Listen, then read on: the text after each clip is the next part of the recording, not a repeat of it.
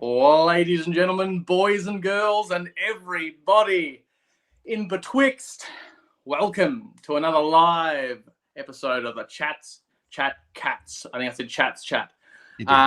This is just part of the course with the way the night has gone.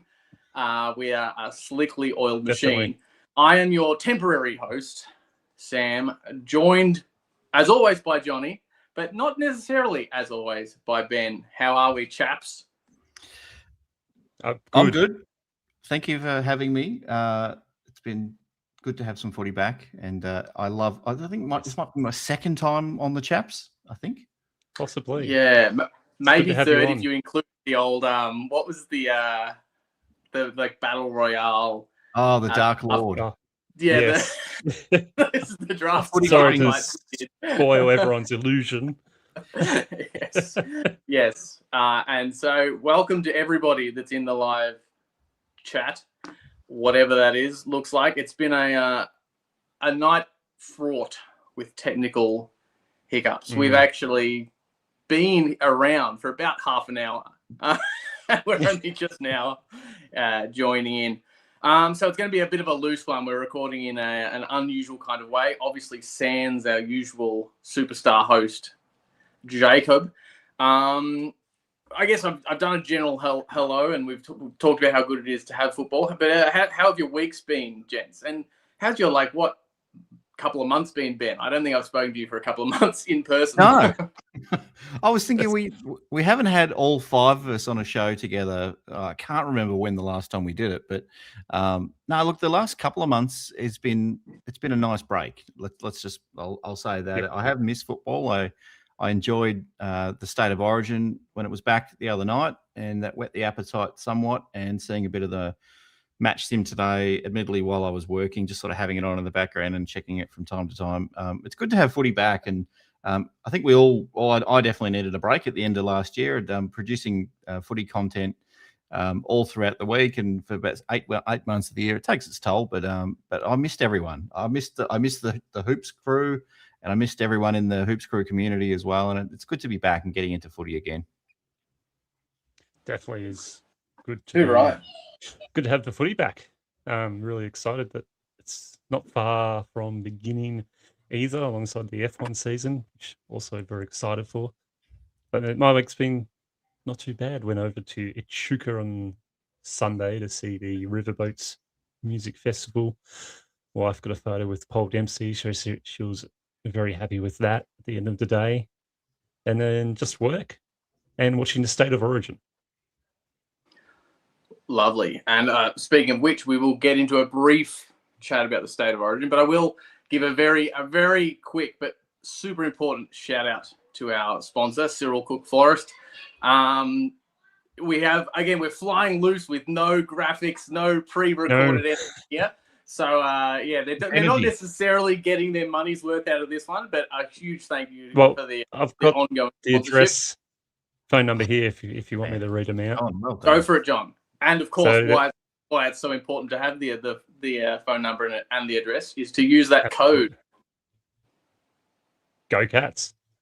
The address is Shop 12 911 Leather Street, Breakwater, Victoria, and the phone number is 0352222244. And as we said, use a code at checkout for Go Cats for 20% off, I believe it is. Guess what? If you forgot to buy your lovely or someone important in your life some flowers the other day, well, you know who to call, don't you? Give Cyril Cook a call. Perfect opportunity. Sort it out, people. Come on. I think it goes to show how much we just don't listen to what Jake says, that I can't reel off more specifics of that ad read. Clearly Jake's talking, and I'm just going. Now that we've got the important business out of the way, though, State of Origin. I'm assuming you both watched it. Yes, I watched it with you, Sam. They don't know that, John. They didn't. But they do now. Fine, I'm not going to ask John any questions because I've already spoken to him about it. Ben, did you watch it?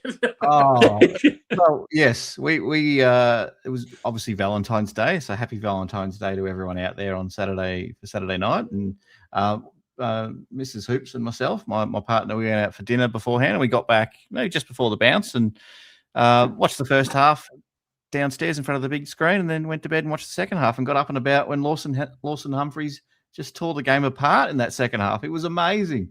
Although at one point I thought he was the best player on the ground, at least for that few minutes there anyway.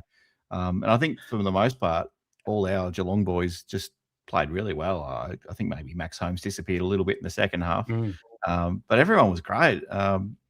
It's an absolute, the whole concept itself from design, the way they promoted it in the lead up, everything was just a major success, and glad to hear that they're renewing it for 2027 as well. Yes, it's awesome. I was blown away this afternoon on the way home. I was listening to Kane Corns and David King on the old radio, and they were talking about the Cats. And Kane Corns was actually very nice about the Cats. He was saying the Cats, don't just throw out all these conspiracy theories about the Cats and the third-party payments. He said the reason why they're so good and is because they get players like Lawson Humphreys and Sean Manor at such low picks. And basically said, stop your whinging. If you had a better recruiting team, you would have had these players. Yep.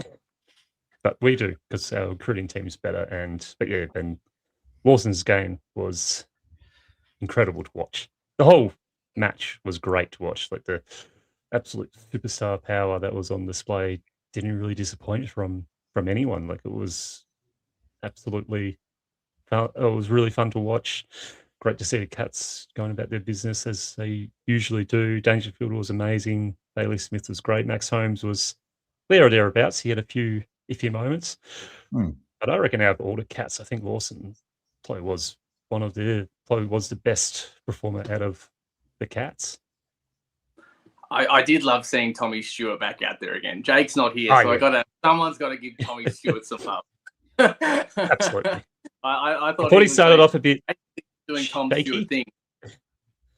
I thought he started off a bit slow, a bit maybe cautious about the old body and head, but he got right into the feel of how the game was going pretty quickly and looked pretty strong from then on in. Probably about halfway mark, I reckon, of the second quarter. He looked pretty solid.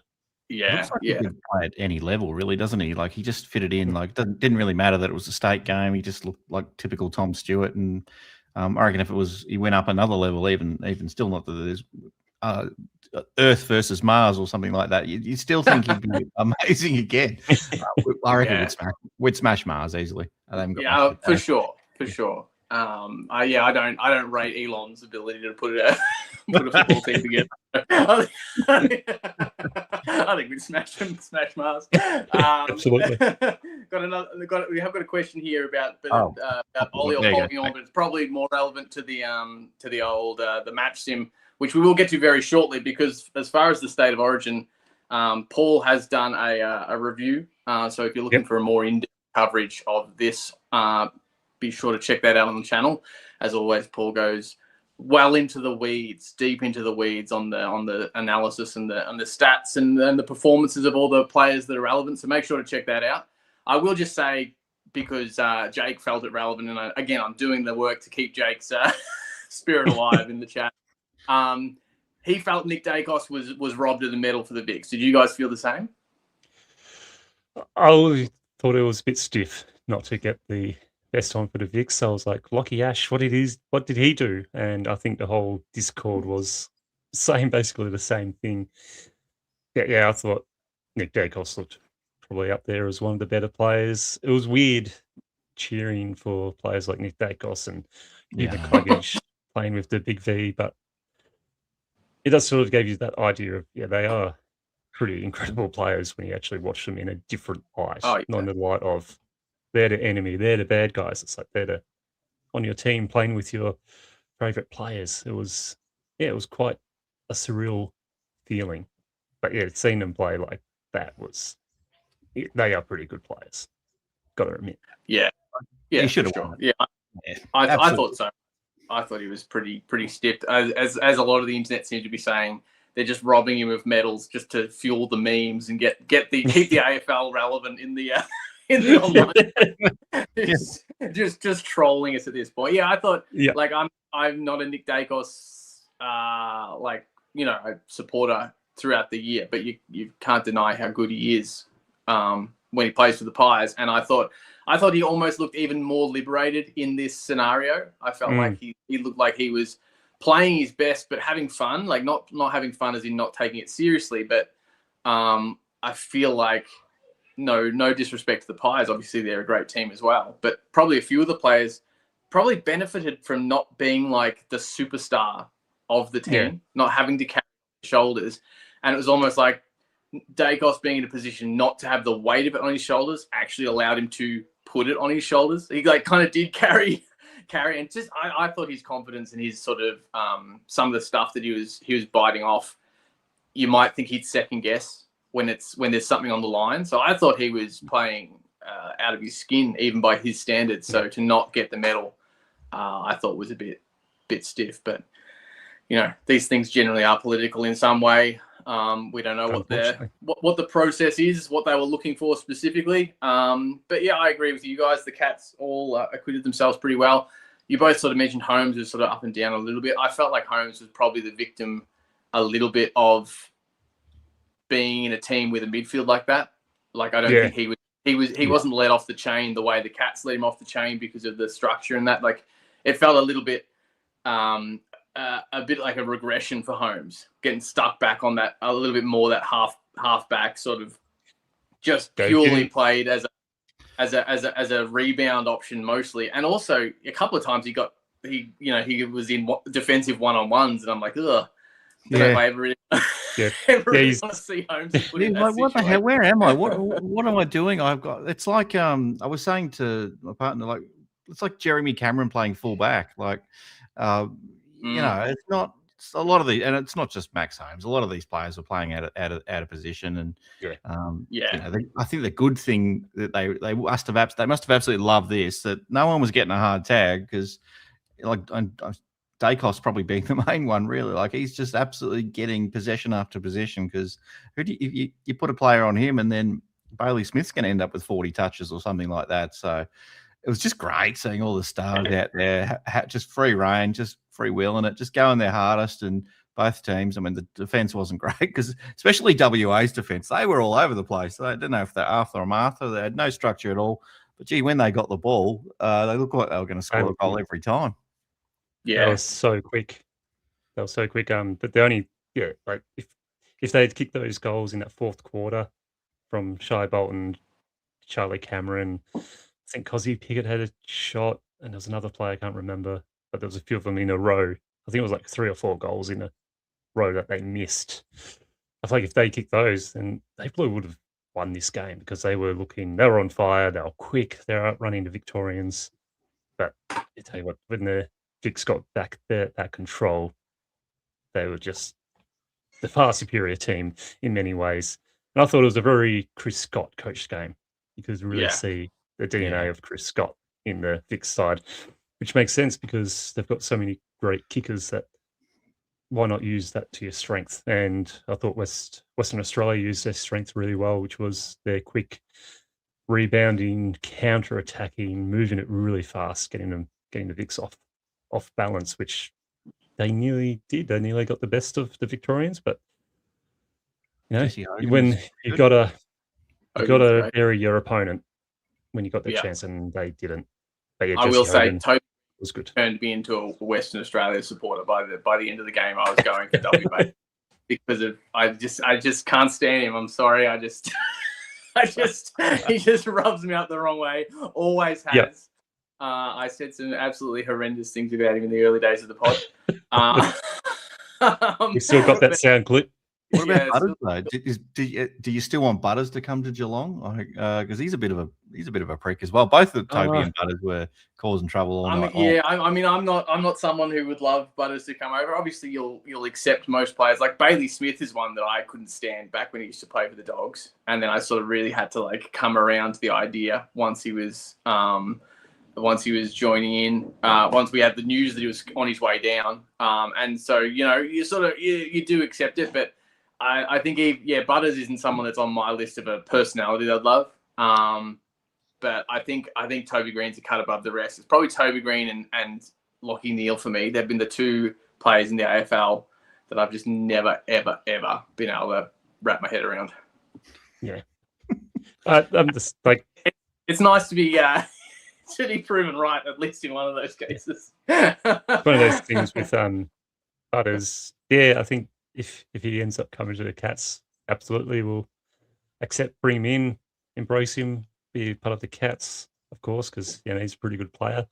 But I'm not also going to be going, oh shit, what a disastrous move that was us by missing on Butters. I don't think it's going to be a make or break situation for the Cats if we don't get Butters. I think we've got a pretty good midfield that can match up to the best midfielders. So if we get him, be an absolute bonus. But if we miss out, we miss out. No big deal. That's it. Yeah. One thing that would turn me a deal breaker for me would be if Chris Scott decided to hang up the coaching boots. Do they? I'm not sure if they wear boots, but if he decides to walk away and Sam Mitchell came to Geelong, that would be it for me. I don't know. I don't know if I could handle that'll be that. A tough one to take. Or Hodge or someone like that. Yeah. No thanks. Yeah. I could not deal with that. No. Speaking of Hawthorn, shall we move on to the match sim? It feels like that's where the chat wants us to go, to match sim. Yeah, I've got nothing more. Like I said, Yeah. check out Paul's review of it if you want more Absolutely. deets. So today, Hawthorn hosted the Cats at a field somewhere in, I can't remember, the Kennedy Centre.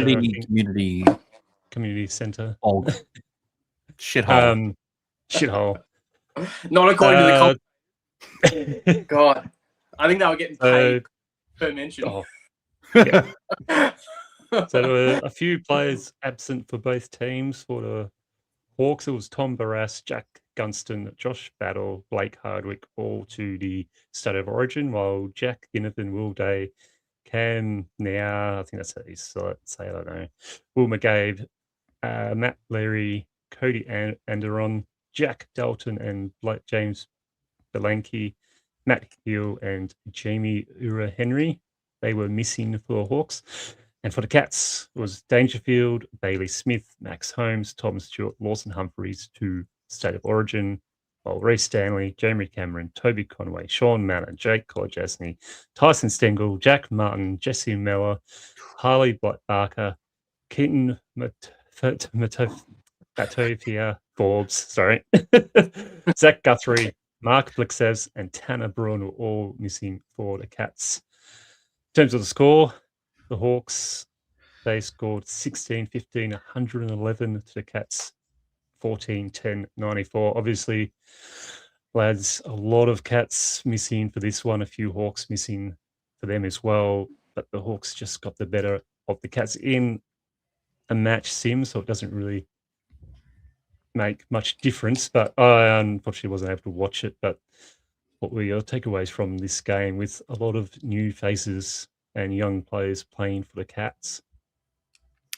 Sambo, do you want me to go or do you want to go? I'll go first, probably because, as everyone knows, I have a healthy level of disdain for the preseason. I really only watched this because Jake said he wasn't going to be able to make it, and I was like, shit, I better do the work. So I do find it hard to drag myself out of bed for the preseason content. I can't help but feel like it's all just sort of, it's all a bit of fluff and no huff. But it was good. It was good to see some of the lads out there. Like, I didn't take anything from the result, as you generally don't if you're a team that's actually planning to be in contention in the season ahead. It's, you should not be resting anything on the on the actual result of these. Overall, I felt like it was a real game of sort of peaks and valleys. There were some times when you could really tell they'd sort of put the cue in the rack a little bit, like not at the end, but just throughout the game where the intensity I felt really sort of dropped away.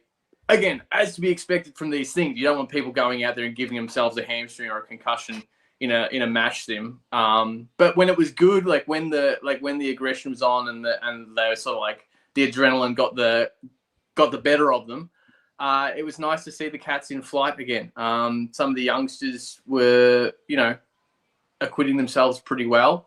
But it did feel like you could tell that it was a bit of a patchwork quilt of a team. You could tell that there was sort of half of a season ready team, and then another quarter of the guys that will be getting called up and ready to ready to step in, and then another quarter of the team that was sort of like still finding their feet really in the AFL landscape, I thought. Yeah, no, I agree. I think there was maybe 3-4 players that probably won't taste AFL action this year. I'm probably looking at a Nick Driscoll for one. Maybe Lennox Hoffman was great today in the match sim, but will he play this year? I'm not sure. I think we'll see a bit of Polkinghorne play. But there was definitely there's like 8 to 10 of our best players weren't there today, and but there was definitely 8 to 10 fringe players that you'd imagine are going to play some games for Geelong this year. They won't be in our best 23 necessarily, but they'll cycle through at various different stages today. But for me, like Polkinghorne and everyone on the Discord, on our Discord that today was just raving about him. He could have been almost best on ground at one point. He just couldn't kick a goal. I think he had 0-4 at one stage. I think he might have got 1 or 2 by the end, but ended up with 3 goals, Polkinghorne. There you go. I think he had imagine 3 if he had a day out. Yeah, but he could have had more. He could have had a lot more. Yeah. The biggest knock on him last year, at least for me, was that he just couldn't get near it enough, or didn't have enough in the tank to half a preseason. You're not going to be able to do much after the draft, but looks like he's put on a bit of size, especially around his legs.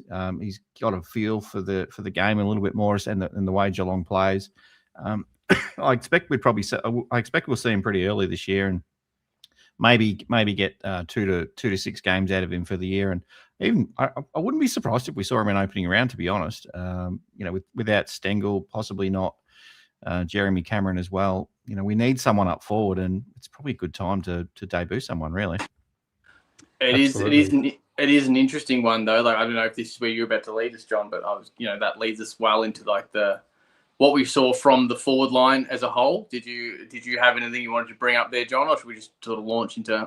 I was just going to say, it seemed like the forward line seemed to be working all right. I was keeping an eye on the Discord, and there was lots of talk of Ollie Henry looking really good, going for a mark of the year early on. Yeah, but Henry, 3 goals, Neil 4 goals, Polkinghorne, as I said, 3 goals. How did that forward line look without Jeremy Cameron, without Tyson Stengel in there?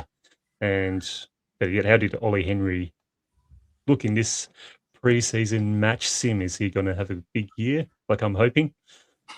Look, I think our accuracy was a little down, and again, that sort of I felt like that could be the energy a little bit. The energy of a match sim, it can be hard to like put the game on your boot and really kick through it when you're sort of, especially in the early game. It looked like we were doing a lot of pre-planned moves to work it forward and hit up on a lead and that kind of stuff, and then the atmosphere to me felt like there wasn't a lot riding on the actual conversion rate. That might sound like me just trying to excuse away some inaccuracies, and maybe I am.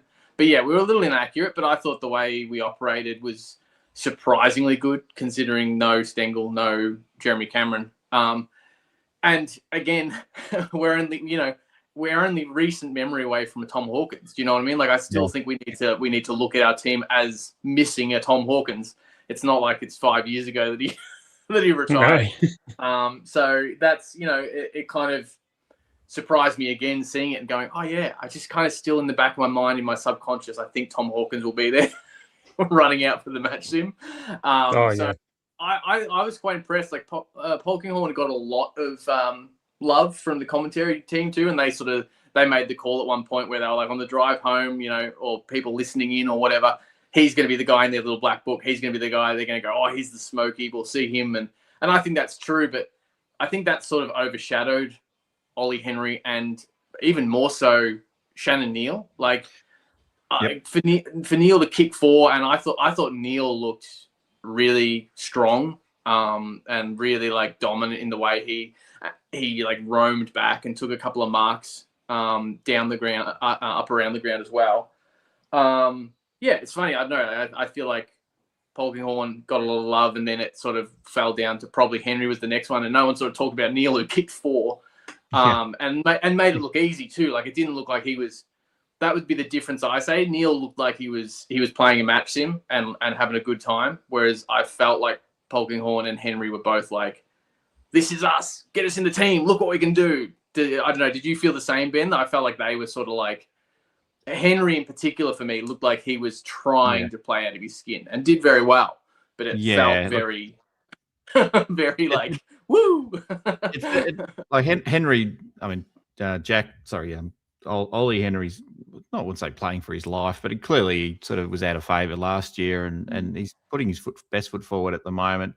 He's still trying to take Mark of the Year, which I just wish he'd put that away a little bit, just save that for every now and then, but maybe just contest a little bit at ground level from time to time.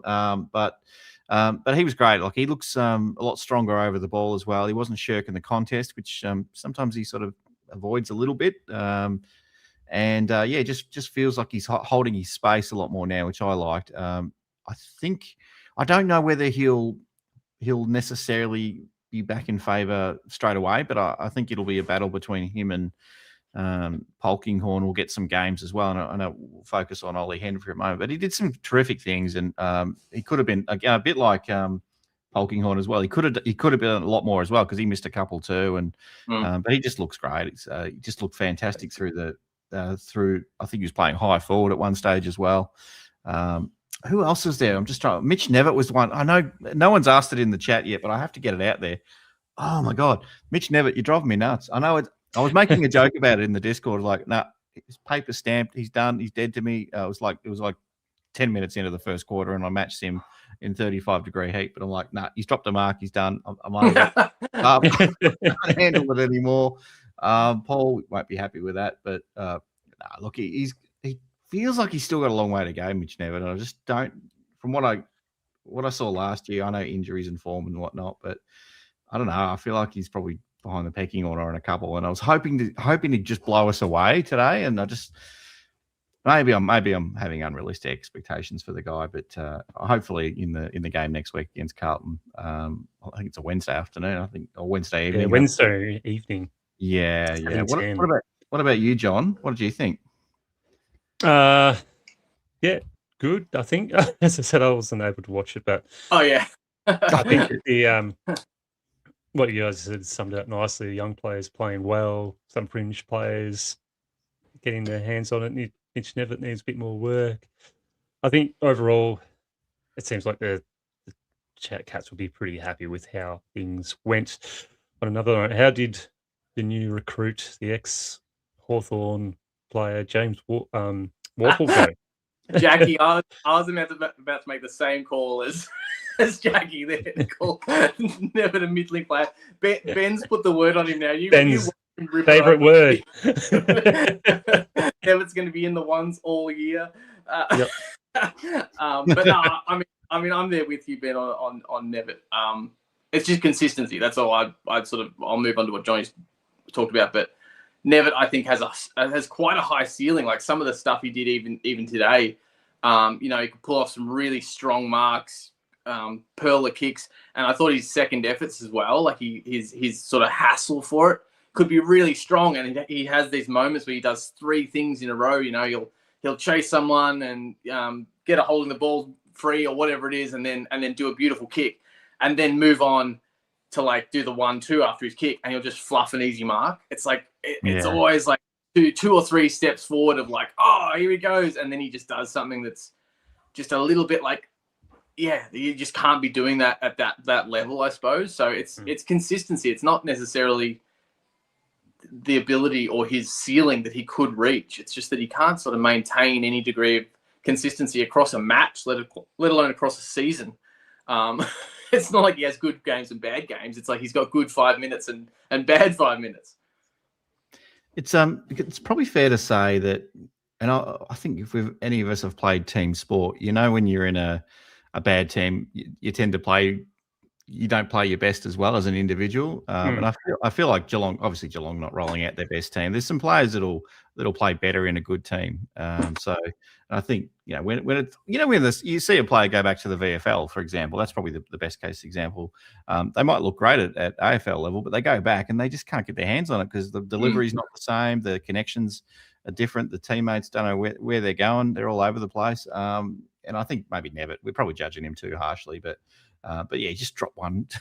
He just dropped a mark on the boundary line. I'm like, what is going on here?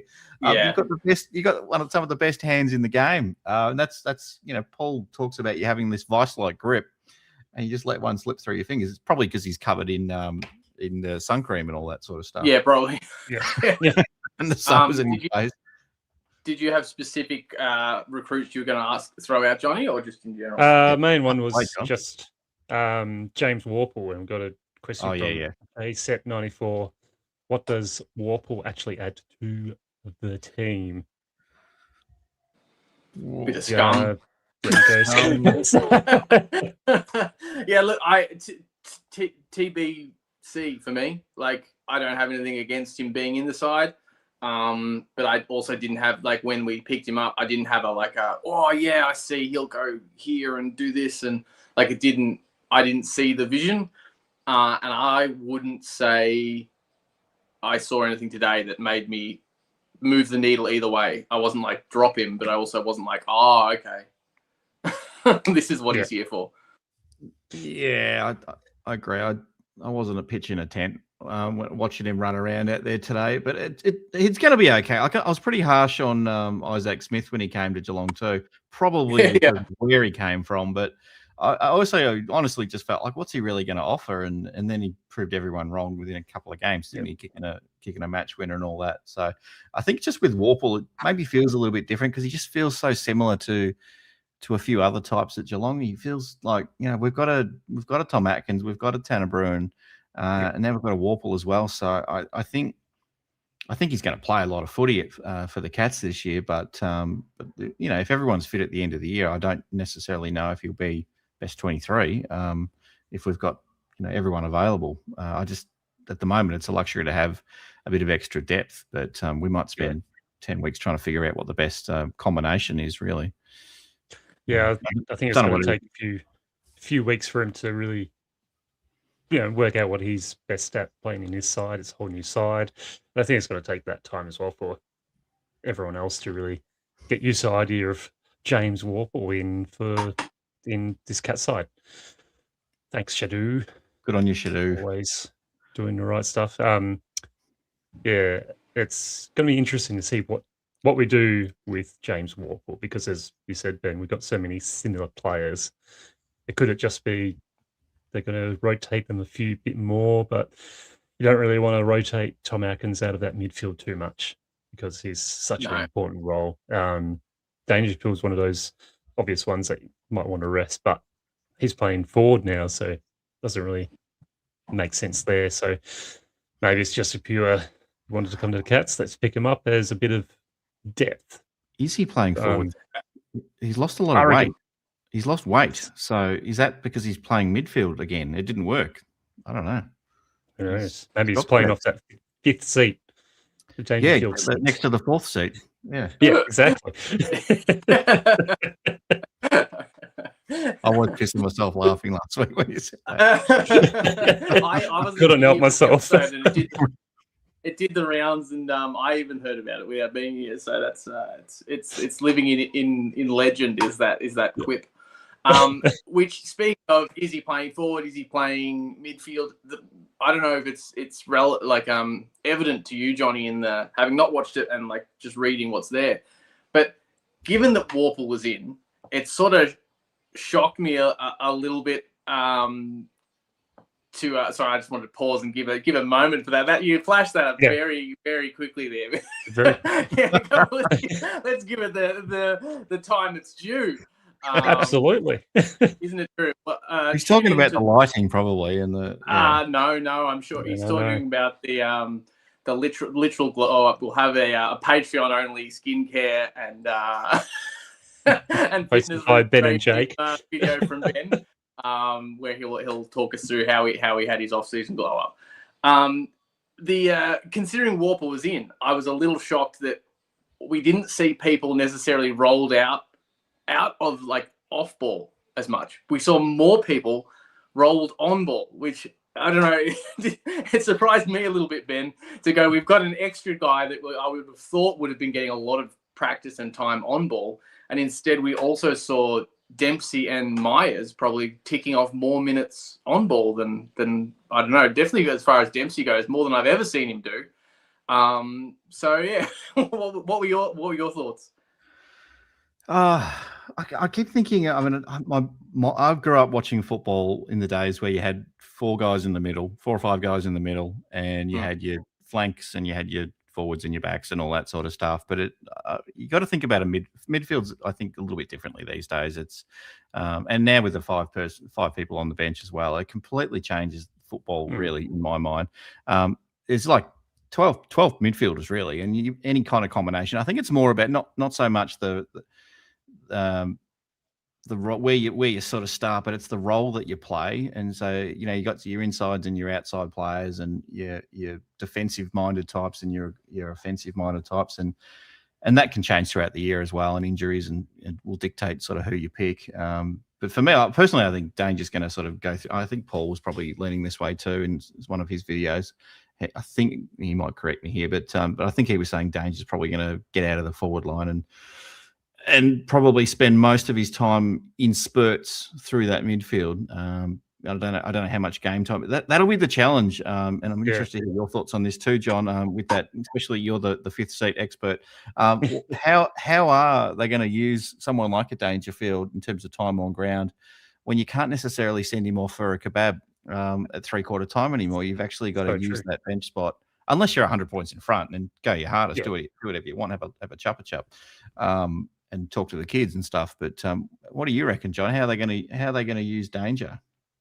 I still think they should use Danger like they used Selwood in his last couple of years, which is just starting on the bench, chuck him in 10, 15 minutes per quarter, be that impact player, be that player to really just charge in, get the ball out to our speedy outside midfielders, Bailey Smith, Max Holmes, Ollie Dempsey and all that.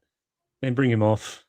I don't think we need to play him as much as we did last year. I think this is the beauty of the Cats and probably why we're bringing in James Warple is have those players be a lot fresher for longer. Yeah. And, Dangerfield isn't a spring chicken anymore. Like he's nearly, 35, 36, like our age. Yeah. Yeah. Like he's, in terms of football, he's getting older. And I think we still want that. We want more of that explosive performance, like we saw in the Origin. Like some of those explosive moments by Dangerfield was amazing. So if we can see that throughout more games, then I'm happier. I don't think we need to run Dangerfield into the ground to be a really good side. I think we've got a really good midfield, and if we can just have a Dangerfield player coming in to add more depth for a burst each quarter, it only makes us better. If I've done my maths correct in thinking that on average everyone will play less minutes, if you take the theory that the sub came on at 3/4 time, but if that's not happening anymore and 5 players are going to be on the field, does that mean everyone's minutes goes down just a little bit, or is it the other way around? Have I done my maths completely wrong there? We need a maths how that works. I mean, it's in theory. No, I think you're right, but I guess it gives people the freedom to use it however they want to use it. Like there may be people that use it essentially like a medical sub. They have someone on the bench that rides the bench most of the game, like a Dangerfield. If you have him in here, like, is there any there's not, like, as far as I'm aware, there's not anything that's going to say, hey, that player's sat on the bench for too long, you must now put him onto the field. So in theory, like, I think on average, most teams in most scenarios, you're right. Like everyone's minutes will go down a little bit. You would know. Likewise, if anyone's going to do something funny with this fifth seat, it'll be Chris Scott, and he will have complained about the medical sub non-stop, and now that it's gone, he will use that fifth seat like a medical sub. Can I ask a question of both of you? Which coach will be the first one to say we need a 6th player on the bench as a medical sub? It's gonna happen. So one Ross of these. Lyon. Yeah, I was going to say, I'm trying to think of who's most likely to have a whinge. It'd be Ross Lyon or Fagan, probably. Yeah. We can't handle if we get an injury. It's like that's why you have the fifth anyway. Yeah. No, There's a it few probably people it either. might be Clarkson. I don't know. Yeah, Clarkson. Fagan, totally. Yep. Yeah. Yep. Yeah. He One looks of the very older coaches. Like Fagan's already had a whinge about St Kilda, so he's going to have more whinges. It'll just keep coming. I I thought as think far so. as far as danger goes, I think 2 or 3 episodes of the Chaps ago, we kind of had the same conversation, and our feeling was something similar. But I said it then, and I'll say it again. I also really wouldn't be surprised if we do see him up forward, like everything. Like I think it was Shadu pointed out that he's supposedly lost, shed down a little bit to avoid some injury. I wouldn't be surprised if they essentially do what you're saying, roll him into the middle, break glass in a case of emergency. But rather than necessarily having him rotate through the bench, he may also just rotate up forward. Like, it just wouldn't surprise me. I agree that it makes sense on paper for me that he wouldn't, and that he's going to be playing most of his minutes in the midfield. But as previously sort of alluded to, if there's one thing I've learned, it's never to assume what they're going to do with any individual player. Look at the superstar ruckman Sam de Koning and superstar midfielder Tom Stewart. So I guess you just don't really know. But I wouldn't be surprised if Danger's still, being the player that he is, I think he would rather have a rest up forward than a rest on the bench. That's my feeling. Yeah. Like if he can stay out there, still be having a rest, but like being amongst it still. I think that's where we've got his preference. What the coaching team and those guys want, I guess we don't know so much. Shadow rotations. I don't think they're changing this year. I haven't heard anything about rotation changes. Same. Yeah. Yeah, same. Whatever it is, it's just probably how whether coaches get clever and rest keep their best players on the field in a forward pocket or somewhere. I mean, not that any part of the ground's safe really, but where you're less likely to have to run Ks and use those 5 bench spots creatively in some way. I'm not sure, or if you've got a player that you just really don't want to, you want to manage their minutes, they'll be on and off. And I think Danger will be probably that kind of player that'll do a bit of resting up forward, but also resting on the bench just to get him through a 23-game season. He'll probably get managed like they did with Selwood as well. They'll rest him every 5th week or something like that. Maybe give him a spell towards the end of the year too. Shadow asks a good question about Ruck. What we saw from changes. Heard SDK was doing a bit of ruck work. Did Edwards do any, or did we have any other rucks do any other work as well? SDK took the first bounce. Did you know they call him fish legs at the club? I don't know. I heard them doing that at training the other day. Yeah, like from How to Train Your Dragon. Anyway, fish legs. Or fish. A bit of the both. I haven't seen that movie before. Oh, there you go. They're calling him fish legs, which I thought was interesting. No, he took the first. They took the first. Not that I was going to say bounce. The first ball up, and he's still got a long way to go. But everyone's a bit rusty, and he's just not as big as the other ruckman. But he's looking fit. He's probably looking as fit as I've ever seen Sam de Koning look. That's good. My question is, if he's going to be in the ruck a lot more, who's going to fill that spot down back? But probably the big question, and maybe you want to answer this one, Sam, is everyone's probably wanting to know what's happening with Mitch Edwards, because everyone's talked about him having a massive preseason, and is he going to be ready to go round 1, and how much of a role is he going to play? But I had a little bit of a look to him today. I didn't see a heap, but did a couple of good things. But I was mostly noticing Sam de Koning in the ruck. Yeah, I was the same. I was just mildly amused that we were seeing Sam back in there after it's sort of fading away. And in the preseason, in our episode, we said we didn't think we'd see him in there again, and we still may not come the season. Like you just don't know. I find. But Edwards. Like I think it's probably, I wouldn't say a bad sign, but it's it's pretty indicative that I kind of just didn't really think to take a look at him. And I think looking back, that makes sense because I just don't think he did anything to like really drag my attention. It's sort of only every now and then in the post game that I was like, oh yeah, that's a noteworthy thing that I probably should have been taking notice of. So he certainly didn't disgrace himself in any way, but I wouldn't say he came out there and lit the place on fire. Yeah, Sort of like possibly a bit better ruck suited than what we've got at the moment. STK with these new rules as KO Keith brought up. Maybe the new rules will suit STK a bit better. That not being able to cross that center line, they're having to jump. Do you guys notice how he was going with the new rules and the jump in that first ball up? I didn't notice it in terms of I didn't go, oh, that new rule is what's happening, but maybe that was why he looked a little. I thought he looked a little more comfortable in the ruck than he has previously. So maybe that's why. Yeah, hopefully there should be less. I mean, you'd think there'd be a slight reduction in ruck contests as well with the last touch out of bound rule coming in. That's likely to force teams to not hug the boundary as closely for the risk of turning it over. The risk might be a little bit too high. But then I guess I'll still be weighing it up. Like, what's worse, giving away a free kick on the boundary or turning it over in the middle of the ground and opening up the space. So that'll be interesting to see how that plays out. But I suspect M. de Koning will probably do a lot better if he plays a similar amount of time in the ruck this year than he did last year. I think the rules will suit him a lot more.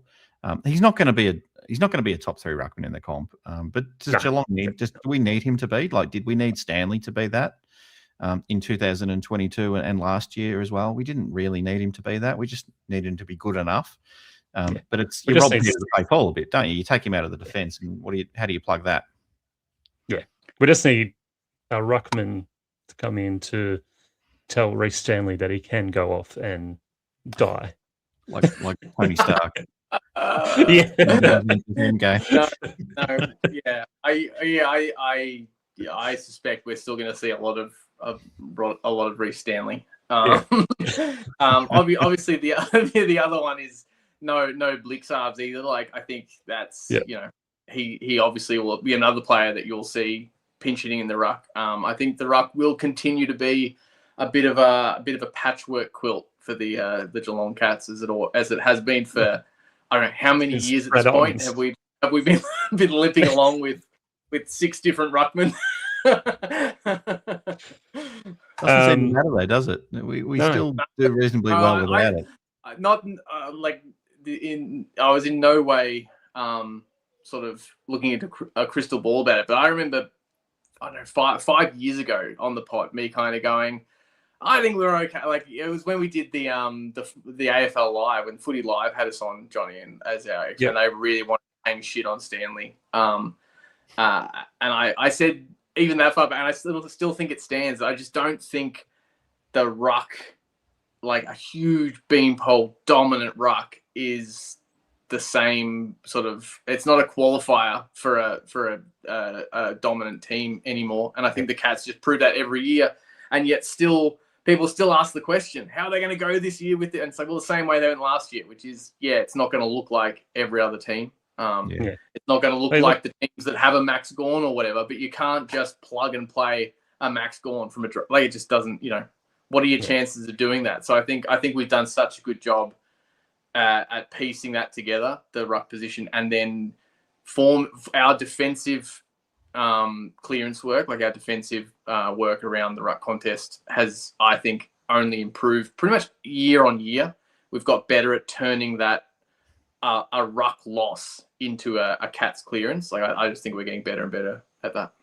I feel bad for Toby Conway that we've almost all just collectively moved on from Toby Conway, and he was so be one of the excited. best Geelong's ever had if he gets fit. But we don't know yet. We don't know what we've got until we see it. It's definitely feels like a curse. The ruck curse at the Cats since Brad Ottens. It's like, you can have Brad Ottens, you win this amount of premierships, be this good. You'd be really good for the majority of the 21st century, but you won't get another good ruck. after Ottens. It really feels that way. That's our curse for never going off the cliff and rebuilding. The footy gods have said, "Well, you never get a ruckman then." I love it. Well, the one I'll hate if Geelong goes on a 30-year premiership drought without winning a granny. That'll be horrible. But I'll love the myth of Reece Stanley will grow and grow and grow every year. Our last premiership ruckman, how good was he? La la la. We'll figure. It'll be great. No, Nick, let's win more premierships. But if that happens, then Nick Rewalt will be still fuming. Exactly. That Reece Stanley got a premiership before he did. Trent, we can't forget. We haven't forgotten Trent West and Mark Blake pinched one in 2009 as well. That's true. Unfortunately, only played 99 games, Mark Blake, but yeah, he got one, and I think that's it. I think that's all, apart from Brad Ottens, obviously. Yeah. Oh, Stephen King. Stephen King. Of course. In recent years. Did you guys want to do a 3-2-1 for the match sim or? Shit. Yes. Yeah, I do. I hadn't thought about it, but I do want to do that. All right. Do you have any in your head already, either of you? Or do you want to have a quick think about it? You go, Sam. I don't have them in my head, but I'm happy to try and come up with them. I mean, I think Neil's going to be in there for me. Like I said, Polkinghorne and Henry got a lot of love, but I loved Neil last year. I thought he was still unfairly critiqued and held to a standard that I don't think was fair. And I thought he looked bigger, stronger, more confident, and kicked 4 goals like he was half asleep. I just thought he was, I thought he was really, really impressive. Again, in the way he was not impressive. You know what I mean? He just looked so relaxed and comfortable out there. So he's probably in there. He's probably only my one, I would think. I'm probably going to give. It's really, really hard. Do you have a one, Ben? Do you want to go that way? All right. I'll go. Actually, I thought Jai Clark was pretty good. I know we haven't really talked about him heaps, but I thought he's encouraging for me for the first game that we've seen him this year. I wanted to give him a little bit of love. He's still quite little, but he's got a hunger for the footy. A bit like Joel, and I mean Joel basically at the gate was getting the ball and using it well. And I think third year Jai Clark's probably where Joel Selwood was, maybe slightly behind still, but he's just reminded me of that a little bit. He's getting it more and he's feeling like he's a part of this team. So I reckon one vote for me for Jai. Really like what I saw. Hopefully others in the chat agree with me there that's caught the game. Yeah, no, I thought he was good too. Like you said, he's just he is little. I still don't 100% know what his ceiling is, because just from that, biologically, what is his how dominant a player can he become? 6'9". No. Yeah, it's still a little bit of a question mark. But I would never ever question Clark's effort. He's such a a terrier the way he chases it. I'm probably gonna give my two to Polkinghorne again, although I felt like. Oh, chat's gonna be after you, Sam. Yep. Why is that? They're loving Polkinghorne. You get ready. Well, I didn't give it enough. Well, like I said, this is I'm gonna excuse myself already because I'm doing it off the seat of my pants here. And I honestly, I came away more impressed, as I said, by Shannon Neal. But it's sort of statistically and just the vibe of the Polkinghorne thing that no one's sort of seen him before. And I have to sort of tip my hat to that. So he's definitely my two. Probably could have been the three. But yeah, I thought he was really awesome. Again, the only knock, just like Ben said, is just that he probably could have had more. Same with Ollie Henry, but those three forwards, really, I'm going to put someone else at the three, but those three forwards probably almost could have been. It probably could have been Ollie Henry with the one, Shannon Neal with the two, and then Polkinghorne with the three. But that would be boring.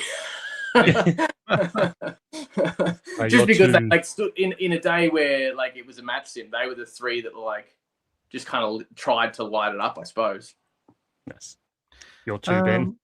a player we haven't mentioned yet, and you could probably give you 3-2-1s to 5 or 6 players, really. But I thought Mark O'Connor was pretty good as well. Like I was a bit down on Marco for spending a bit of time overseas, and good on him for winning the county championship or whatever it was. I can't remember what it was exactly called, but yeah, I thought he came back and he missed a fair bit. He looked great though, first game back. Looks terrific off a limited preseason. I thought he was just terrific. So I'll give him the 2 votes. But I could have easily given it to a bunch of others. I'm still trying to decide who I'll give him the 3 votes to. Actually, yeah, I may even change and push Polkinghorne up to 3 just for the excitement factor. And also, I did remember I actually wanted to give my 2 to someone else, and I can't. And I'd forgotten about that, and I don't think I can, in good conscience, give this person 3 because it will be my bias showing through. Give me 2.5 votes.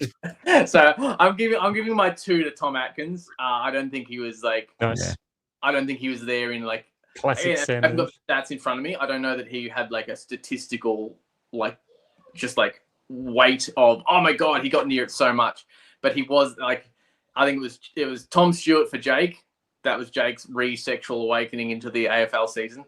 And then in the State of Origin. And then for me today, it was seeing Tom Atkins just do Tom Atkins things again. There was a couple of moments where he sort of spun out of trouble and found himself in space. And also a couple of deliveries into the 50 where you're like, I said it all year and everyone is, I'm sure, thoroughly fucking sick of it. But he is such an underrated deliverer of the ball to a lead. Like we were saying in the State of Origin, there was a couple of deliveries into the 50 that were just that short 20-meter kick to a lead on the chest. And we were saying we don't really have anyone that does that in the Cats as much. Not since like Joel Selwood and Cam Guthrie were the ones you'd always see do that. We tend to be a bomb it into the square or take it into a pocket and cut it back. Kind of, they seem to be our 2 like most common deliveries. But then watching it again today, I was like, actually, shit, Tom Atkins is the guy that does that. Either wins out of the contest or receives the handoff and does a little chip in. Obviously Myers too, but Myers likes to do things a little bit more interesting than a 20-meter straight in front to the chest. So anyway, I think I'll probably give my 2 to Atkins and my 3 to Polkinghorne.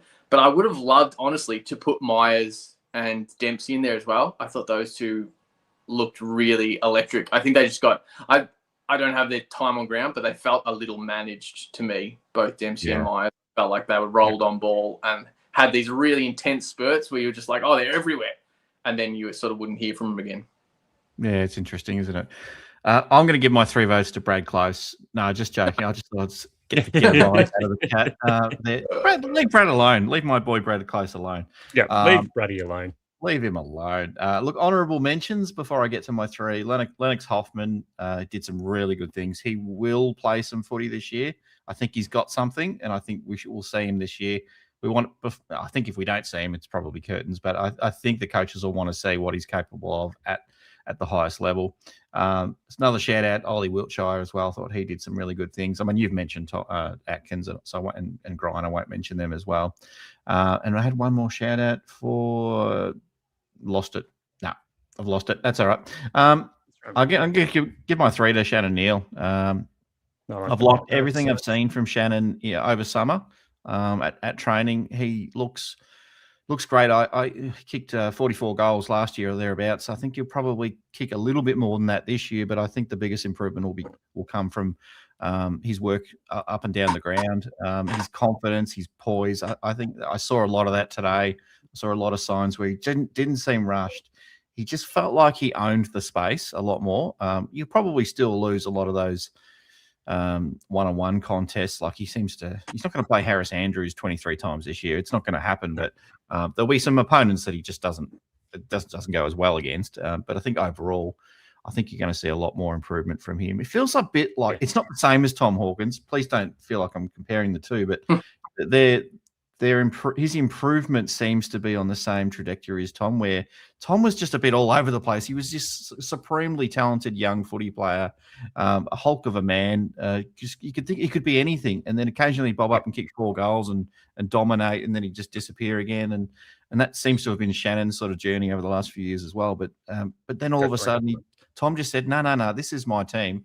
I'm taking it on, and follow me, boys." And I feel like Shannon's starting to believe that about himself, and just saw some signs today, and obviously kicking 4 goals, and just with, I guess, fair to say, 10 of the best players not there delivering the ball to him. Pretty good effort considering. Absolutely. Yeah, I think I agree. John called me controversial for putting Polkinghorne at 2, and now Ben's absolutely pipped me with the controversial. Yes, he didn't even put Polkinghorne in his top 3. Well, I think it's tough. It's really, especially when, I mean, you don't want to be a stats-based person, but when you don't trawl through the stats afterwards, I generally, when I watch a game in the season, have my short list, and then I'll go and match it up and go, oh, that's just clearly my bias. Had that person above that person. You sort of even it out. Whereas I don't even know if they've got the full stats available. They didn't when I tried to take it. So it might have just been my app. Sometimes the app is slow compared to the web browser, so maybe they just didn't have it yet. But I agree. Although I think there's a lot of hype around Polkinghorne, and I have to acknowledge that I've been sucked into the hype because he was in my votes and he got the 3. Although, as I said, my heart probably said 2. But I think Neil was the more encouraging performance as far as I missed that. We did. If you missed it earlier, we did go through all the outs that the Hawks had as well.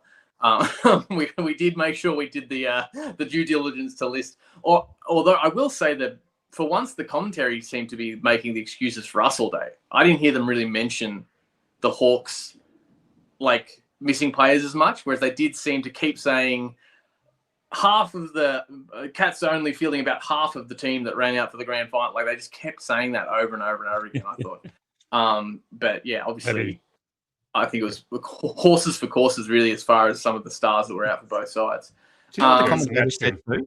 Which I really liked? They said the word schmick on an AFL commentary, and I like that. We need more of schmick. But we need to dock points from it because they were talking about the ground. So true. Shithole. Yeah. A schmick Geelong outfit on a shithole of a ground is how the sentence would have gone. Neil looked schmick. Yeah, exactly. As far as going into the season, and obviously he's had more game time under his belt, but of the forwards' performances, Shannon Neal's to me was the most if you can do something like that at the top level, then we're good. No, you can't be as biased as Spartacus. He's given his one. He's given us his 1, 2, 3s. His 3 is George. Mm-hmm. His 2 is Stephens, and his 1 is George Stephens. That sounds like Brendan's votes. Brendan, where's Brendan gone? He's probably disappeared. Look, I probably neglected. I was about to mention Polkinghorne in my honourable mentions, but I did forget. I was sort of scrolling up and down the player list, and he should probably. He was great. He was terrific today. It's good. He was, yeah, and a lot of players are good. Like I said, it just felt like, whether intentionally or not, it felt like not only were players getting rotated onto the bench, but even just out there was players that just disappeared for whole sort of sections of it. I think it just it felt very sort of patchy. So it was sort of hard to give a full 4-quarter voting performance, I think. It's almost like we should have done them for each quarter. Do the votes for each quarter if you had the time. But yeah, I thought I really liked some of what Dempsey did sort of when he got in amongst it. But again, it just wasn't all day. It wasn't consistent, so it didn't get any votes. A couple of names we haven't mentioned, just at the risk of upsetting the chat. Oisin Mullen, I don't think we mentioned him. Did we talk about Jack Henry? Not really. Killian Burke played today as well. And who else played today? Driscoll was there. Looked okay. Hunter. We haven't touched on Hunter Holmes, have we? No one's talking. No. We're going to talk a little bit about Hunter. What did you think, Sam? Did you? He looks a bit not ready for AFL just yet. To me, to be honest. The word I would use is green. He just looked a bit green. It's sort of like it's hard to even know. Kind of go, oh, I can see what he will bring when he gets confident, because he sort of seemed so green to me. It was a little bit like not even a rough diamond yet. It's a diamond that's still in the dirt. He will then become a rough diamond. So very green. But I mean, you have to assume that the DNA is there. I've heard only some pretty impressive things from about him. So, but yeah, no, on the actual in the game today, he did a couple of things that were okay, and then a couple of things where you're like, oh yeah, that's sort of why he's that's because he's new. He's still fresh. Oh, and you look at footage of Cam Guthrie back in 2011. He was an emergency for the grand final, but through the year he played a couple of games. He was the littlest bloke, and and obviously Zach Guthrie as well. The tiniest fellas, they get bigger over time. You've just got to be patient with them as well. And also, you got to feel for Hunter coming in as the younger brother too. I remember that with my expectation level for Nathan Ablett, and then always being like, "What's wrong with it?" I wasn't super harsh, but just kind of going, "Oh, it's just not quite there." And then if you look at some highlights of him now, you go, holy shit, he could really play. It's just the expectation level was just so high. I was like Trav Varco in 2007. Should have been all Australian. Didn't even play in the grand final. But you watch the season highlights of 2007. He's everywhere. Yeah, he's incredible. Good fun watching that. Good hour well spent. Jed Buse, Nicholas Driscoll. Jed looked okay a couple of times. Driscoll looks like that that angry sort of resting face from the guy from Backstreet Boys. I don't know the guy's name, but there's one guy who just looks angry all the time. It looks like Nick Driscoll, and big angry Nick Driscoll. Jed did a couple of Jed things. He'll be a good depth player. And Jacob Mollier, did he hurt his ankle? Someone said. I think he might possibly have had a injury there. I didn't see an official news or report on it, but I know that they said it looked like he had. But then I thought they said he was running around out there again, but maybe not. Maybe he went off. Danders in the chat. Hello, Danders. Hello, Danders. If anyone can come up with the name of the angry-looking bloke from Backstreet Boys, please put it in the chat. Please. It's the exact quote, but I do believe in Jack Henry. Jack Henry is prestigious. He is. Jack Henry keeps that back line in order. And the forward line. Around. He moved up and the forward line. Slotted a goal as well. Wherever he goes, he put him on the ball. Put him on the ball. Stick him in the coach's box for a half. Let him go run around everywhere. Kick Scotty out. I'm the coach now.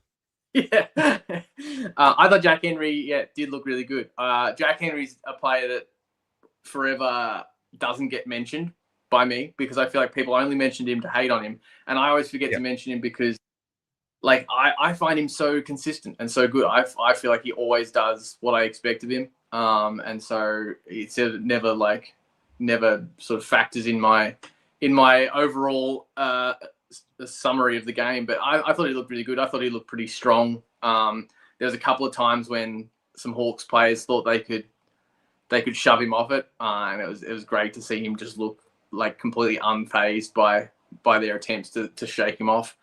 And as I said, he roamed forward late as well. So I thought he was really good, and it was nice to see both Henrys out there again.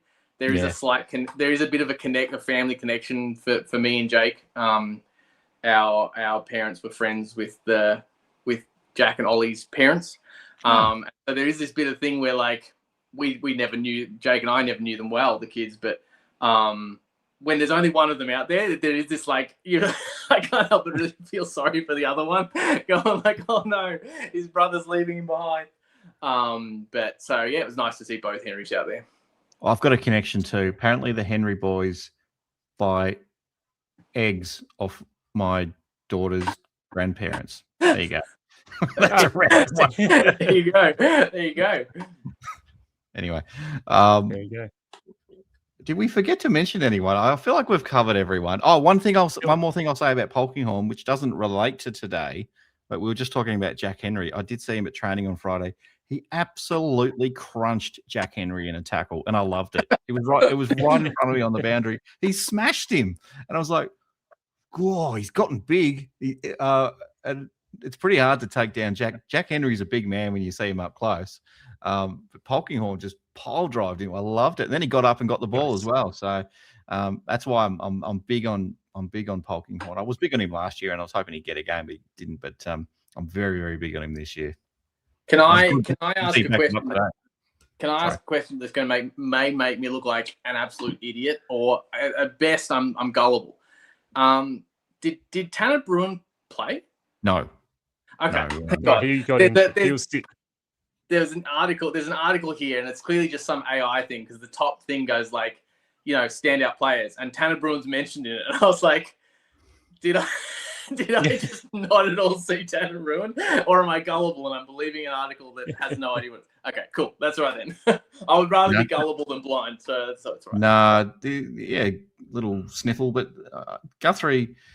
While we're name dropping, I was at training the other day, and Guthrie wasn't there either. So maybe there's a little bit of stuff going around the club at the moment. So yeah, just not pushing it too hard. So taking it nice and easy, which is just a match sim. So yeah, a glorified intra club. It's essentially a step up from intra club, isn't it? So basically, yeah. The Carlton outsider. Anything else, or are we? No, I think overall I'm pretty happy. It's good to see something. There's a lot of those young guys that I didn't probably. There was almost too many of them to really take note of. I'd probably need to watch it again and try and hone in on some of them. Like Burke and Hoffman, I didn't really have any notes written down about them, but they were out there, so I've clearly sort of skimmed over them a little bit. But I think considering the outs we had, and considering, like you said, it's a not even playing for a blow up trophy. I'm pretty happy with the way we looked. I thought, we had some three really good individual performances up forward. Our midfield felt very experimental with the way we were rolling through things, but still a pretty good output, I thought. Defensively, we probably looked a little shaky. Jack Henry was good. But again, no Tom Stewart, no Zach Guthrie, Sam de Koning kind of rolling up and down. I think it makes sense that we didn't look our best. Probably either Henry or O'Connor, probably our best down back. So I thought we looked pretty good. But again, it didn't feel like. I think was it the last? Did we played Hawks in one of these? Was it last year? Or was it a couple? Yeah, might have been. And the one last year felt like the Hawks really gave a shit, and we didn't. Whereas this one, to me, I didn't feel like the Hawks really gave a shit either. So I wouldn't say they beat us, but we didn't give a shit, because I kind of go, they beat us, but also I didn't feel they sort of seemed to similarly be trying some things and kind of having a bit of fun here and there. Bit of shove and argy-bargy here. They cared enough to be, when you're at the contest and you're up against someone else, you're going hard, but no one was breaking the GPS. You know what I mean? It was. So it was fun. Bit of fun. Yeah, there was a good moment where Warple flew the flag for his teammate. I think someone might have roughed up one of the Geelong players unnecessarily, and he came in and gave a bit of push and shove, which is good. Hope he does that in the real thing on Easter Monday. That'll be nice. Yes. I didn't give an honourable mention to the Mr. Whippy van on the boundary line there. That looked great. It was a 34-degree day. I hope the players got around that after the game. That was terrific. Totally. What's your go-to from the Mr. Whippy van, Ben? Were you there? What would you have been going? Personally, I'm pretty straightforward. I just get my normal cone, dip it in the chocolate, and I'm off. Maybe if I'm feeling a little bit cheeky, I might get a little flake in there as well. Yes, yes, got to get that flake. That's my go-to as well. It's pretty it's a pretty basic bitch kind of choice, but it's a classic for a reason. You can't go. Yeah, it's a classic for a bloody reason. Don't know about the sprinkles. Sprinkles off. There If was there are a little hundreds girl and on thousands, maybe. You could hear a little Like girl in the sprinkles. crowd actually. The microphones were picking up a lot of the Nuffy Hawthorn supporters, but at one time there's this little girl just talking about how she loves ice creams and stuff like that. That was good fun. Beautiful. John, can I ask you, who are you Yes. most excited for of the young crop coming through? Whether they played or not today, is there anyone that you're particularly, Ooh. whether they're going to make it or not, but is there anyone that you sort of want to really excel at the level this year that you really I'm just going to go with a pretty basic, straightforward answer and basically just say Jai Clark. I'd like to see Jai Clark really take I that think a lot next of us step. want to see him. He's a Geelong boy. We want to see the Geelong guys go well. We don't want to lose. We don't want to lose one of the Falcons to another club, do we? No. And I think the pressure that was put on him early by fans and media, where he was picked up in the draft number 7, right after Joel Selder retired. I feel like there was a lot of external pressure on him and probably pressure put on him by himself. So, hopefully he can turn it around this year really well and start the year off really strong. Like, he had a good final series, I thought. He really turned up with some really nice things. Sorry, John. That's right. Good one. But yeah, Jai Clark. Oh, I'd just like to see Jai Clark really have a great year this year. Yeah, because I think he deserves it. we're all behind him. Hopefully, if he's watching, and for anyone watching, we want everyone to play well. Unfortunately, you can only get 23 guys in the team at once, but it'd be nice to see some of these guys on the periphery that to really sort of give it their best go this year and to make every game count. Definitely.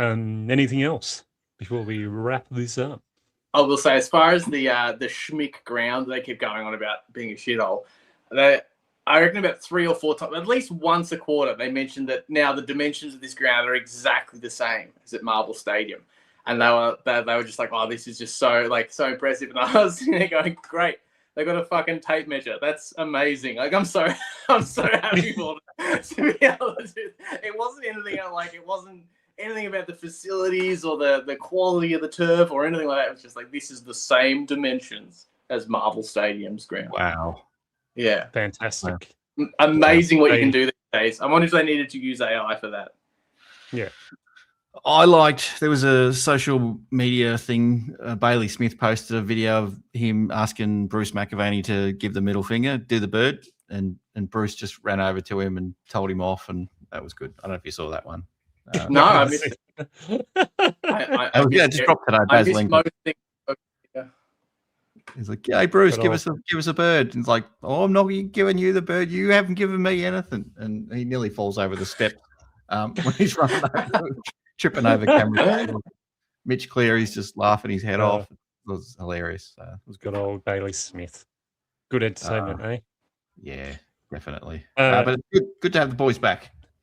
Good to have the boys back, and they're going to be back on Wednesday night, the 25th of Feb, against Carlton at Icon Park at 7:10 p.m. I do believe that it's going to be a ticketed game. I'm not sure how much it is. I think it's like $15-20 ticket. Kids most likely getting free. So if you want to get there, see if you can see what the ticket prices are. But I think it's going to be pretty cheap. And that is the first official preseason game that is happening before round 1. Hopefully the cameras aren't at knee height this time. That'll be nice. We can actually see it from better angles. Quality. Well, they should at Icon Park, surely. You think so? Maybe. Come on, they managed to get a ground the same dimensions as Marvel Stadium at Kennedy Centre. They can. Wow. All right. Is that it? Yeah. I think that's it. I don't know. That could be us. That's it. That could be us. We got through it. Dunzo. Yes, eventually. We sort of. I think so. Yeah. It's been a loose ship, but I think it was considering we lost the host and then couldn't get rolling. Technical issues. I couldn't hear John. I was in the wrong room. Links weren't working. I think we've done all right. Thanks for joining everyone in the chat. Thanks for helping out, Absolutely. Ben. Thanks for keeping the Yeah, ship thanks. I feel like afloat. Thanks for we're all Kate jumping on board. Winslet on the floating door outside the top, just as the Titanic sinking, and we're going, Jake, Yeah. we missed him anyway. And He'll be yeah, back. Oh, well. Jake's he's off at the watching baseball. baseball. Yeah. Yeah, baseball. Imagine that, going off to watch baseball. Well, he This part of the country, this time of year, localised entirely dedication. within Geelong. And he'll be dedication. commentating the biathlon. No, that was last night. That was last Check night, that one yeah. out on Jake's channel, the Jake Botel Sporting Experience. That was good fun. Yeah, I think we're it. I think we're done. That's great. Thanks think for we're done. joining, everyone. Thanks, Yep. John. Thanks, Ben. And No worries. yeah, Thanks, everyone. we'll get this this live show sorted out. I guarantee one day. One day. The season hasn't started yet, so give us a break. No. Come on. Yeah. Cut us some slack.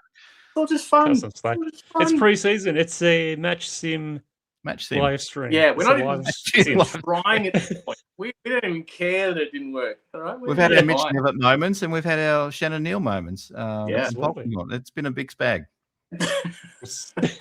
We'll see you next week. Till next time, go Cats. Okay. Go Cats.